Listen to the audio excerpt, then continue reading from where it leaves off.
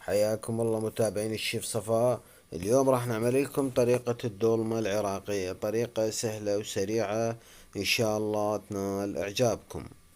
إلى طريقة العمل والمقادير: عندنا رز مغسول، طبعا راح استخدم الرز الحبة القصيرة المصري أو الباكستاني، زائد لحم مثروم، زائد الحشوة يعني ثرمة بصل مع الحشو مال الباذنجان يعني،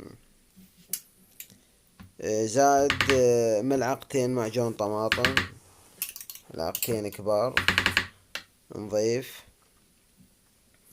هنا استخدمت بهارات الدولمة، يعني لقيتها بالماركت العراقي، اكو ماركت عراقي واشتريتها، اذا جربها طبعا.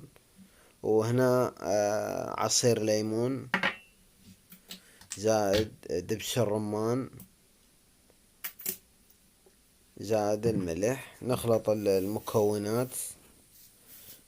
المكونات ونرجع لكم.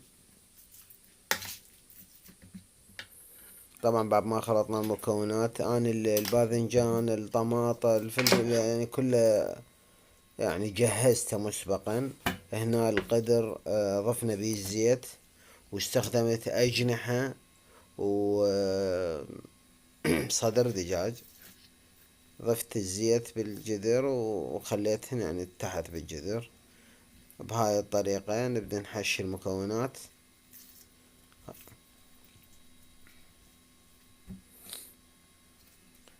حشينا لكم الباذنجان وهاي الطماطة، وطبعا المكونات حسب الرغبة، تقدرون بفلفل، بشجر، حسب الرغبة وانتو المتوفر عندكم.